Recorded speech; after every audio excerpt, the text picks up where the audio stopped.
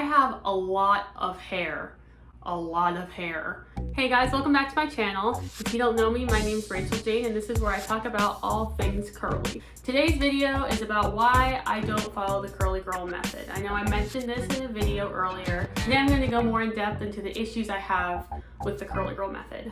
After I go on my rant about the curly girl method, I'm going to show you the results of this wash day and I'll go over the products I used. But before we get started with today's video, I have some super exciting news. I organized a giveaway. I will post it tomorrow on Instagram. Entry instructions are in the description below the video, and I will be posting more entry instructions on Instagram tomorrow. You guys have a chance to win some really cool prizes, one of which is a Sephora gift card for $30. Think about how many hair products you can buy with that. The second prize is a bundle of Shea Moisture products. I'll be choosing 2 winners, so make sure to participate for a chance to win these prizes. Today is wash day. While this wash day dries, I'm gonna go over a little bit why I don't follow the curly girl method and what I disagree with. So my first fundamental problem with the curly girl method is the demonization and banning of silicones and sulfates. Starting the curly girl journey, I was told that silicones will coat your hair so that moisture can't get in, and that the only way to remove silicones is to use harsh sulfates that will damage your hair. The reason why the curly girl method says this is because silicones are emollients, and emollients do form tight seals over your hair. Silicones are not the only emollients that are found in hair products. They are used to keep moisture in your hair that you have and reduce frizz. The problem I have with this is that the curly girl method bans beeswax and silicones as emollients that will not come out without a harsh sulfate. However, there are plenty of emollients found in curly girl friendly products. Emollients that you'll find in hair products include silicones, coconut oil, shea butter, beeswax, petrolatum, and any other thick, heavy oil or butter. Here are some product comparisons. This is the Curl Enhancing Smoothie that is actually pretty much empty. I love this product. This is a curly girl friendly product. It does not have silicones in it. It does not have beeswax or petrolatum in it. However, it does contain shea butter and coconut oil, which are both heavy emollients. This lovely product here is not curly girl friendly because it contains silicones. This also contains beeswax and shea butter. So the theory is that this product will not come out of your hair unless you use a harsh sulfate. And then if you don't use a harsh sulfate, this will build up in your hair and cause unhealthy scalp and will ruin your curl pattern. But this product should be able to rinse out without sulfates. Again, I have one product that is curly girl friendly here and the other is not. This leave-in conditioning cream by Cantu is considered curly girl friendly, while this coconut curling cream is not.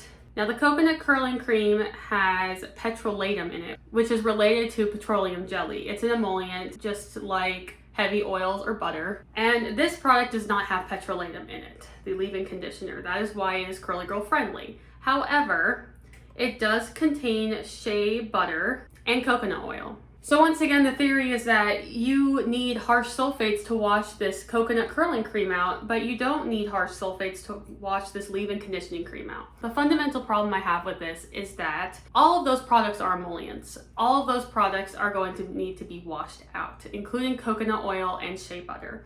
So does that mean you need to use sulfates for all of your curly hair products? No. Harsh sulfates are not required to wash out these emollients. Now, I use sulfates in my shampoos once a month for a very deep clarifying clean. Sulfate-free shampoos contain detergents too that clean these products out of your hair. I constantly use silicones in my hair and use sulfate-free shampoos, and I don't have any buildup on my hair because these detergents are strong enough to get those emollients out of your hair. Another thing that is not true about silicones is that they block all moisture out of your hair. They do not. You can use a silicone product in your hair and then soak your hair in coconut oil and your hair will absorb that moisture. So another thing I want to mention is that using a sulfate shampoo won't necessarily damage your hair. If you already have dry, damaged, brittle hair or a sensitive scalp, sulfates might be too harsh for you, but there are a range of different intensities for sulfates. There are harsher sulfates and there are less harsh sulfates. If you're worried about sulfates drying out your hair, a lot of sulfate containing shampoos have moisturizing ingredients in them to help counteract that dryness. But most sulfate-free shampoos have detergents strong enough in them to remove these emollients from your hair, including silicones, petrolatum, beeswax, coconut oil, and shea butter. So my next big fundamental issue with the Curly Girl method is their policy, not policy, what is this?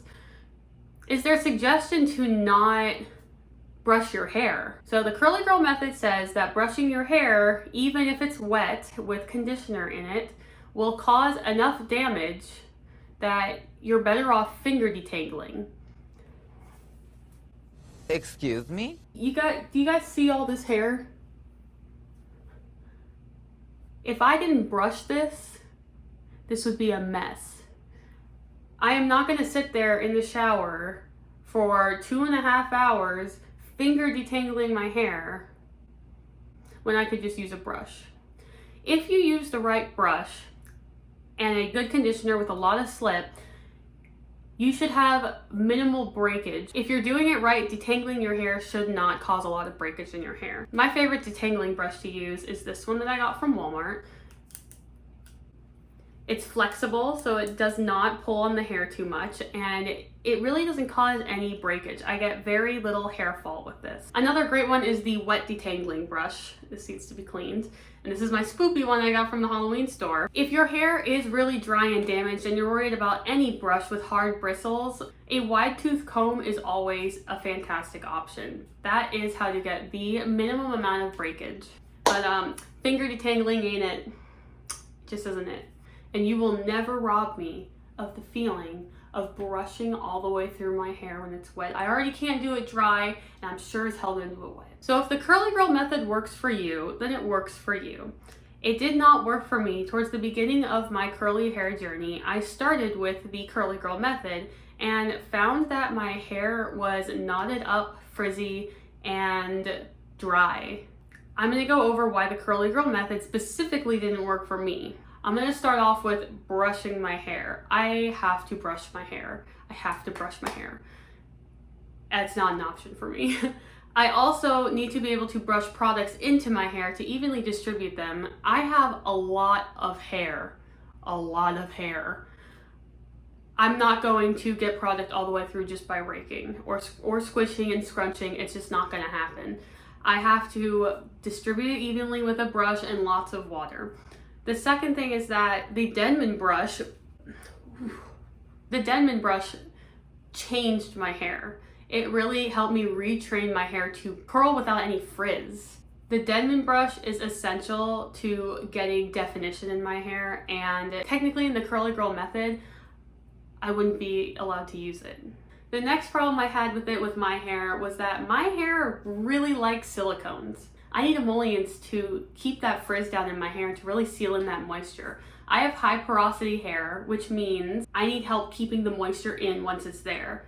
Emollients such as silicones, beeswax, petrolatum, all do fantastic things for my hair. And I've not ever had a problem with buildup from them or not being able to get moisture back in. If your hair does fine without silicones, or doesn't like silicones or coconut oil, that is totally fine.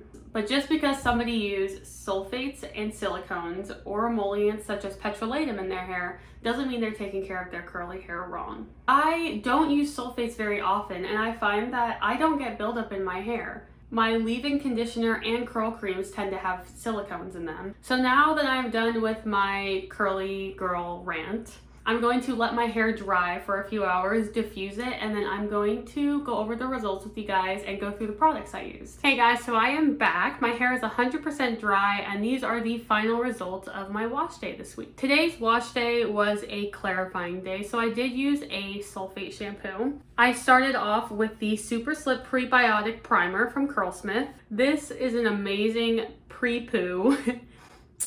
I'm a child. This is an amazing pre-poo for your hair if you're doing an extra clarifying wash day or you think your hair is going to dry out. It really protects your scalp and helps to start the detangling process of your hair before you even have washed it. To clarify, I did use a sulfate shampoo because it is my deep clarifying day. I used the Yes Suave Essentials Deep Clarifying Shampoo. I don't even know how much this was. It was like a couple bucks for this entire thing. This is like the family size I picked up from Walmart. And this is an amazing clarifying shampoo for me. It contains sodium pauryl sulfate. Now, I like this shampoo because I prefer sodium pauryl sulfate over sodium lauryl sulfate. I find that sodium pauryl sulfate isn't as harsh on my hair as sodium lauryl sulfate. And I know sodium pauryl sulfate is supposed to be a little bit less of a harsh detergent. Since it was clarifying day, I used the Garnier Fructis Smoothing Treat 1 Minute Hair Mask. I did not leave this in. I used it as a deep conditioner, left it in for about 1.5 minutes, and then rinsed it all the way out. For my stylers, I used the My Black is Beautiful Type 3 Curly Hair Tangle Sling and Conditioning Cream. One of my favorite leave-ins. My other favorite leave-in, the Multicultural Curls from Miss Jessie's. And of course, my favorite gel, the Power Curl Styling Jelly from Many Ethnicities. Since the Many Ethnicities gel has glycerin in it, I decided to set it all in with the Miracle Curls Mousse. I love using this since it's glycerin free on the outside to really seal in all that product. I do have a couple of announcements. If you guys follow me on Instagram, then you know that I struggle a lot with my bonnet when I sleep. I haven't found a bonnet that I actually really like, that stays on my head. I just want to sleep and not worry about my hair falling out of my bonnet and getting messed up while I'm sleeping because I put a lot of work into it. I literally lose sleep if my bonnet's loose. What a life. I was sent a suggestion on a bonnet to use. I got this one off of Amazon. It's really big, and we're gonna see if it works. It has a adjustable strap, if I can find it, right there. So I guess you can just pull it. Oh, you can pull it and adjust it to your head size. I'm excited to see how this works. Also, just a reminder to you guys to participate in the giveaway. Thank you so much for watching. If you enjoyed this video, go ahead and subscribe and follow me on Instagram for more content like this.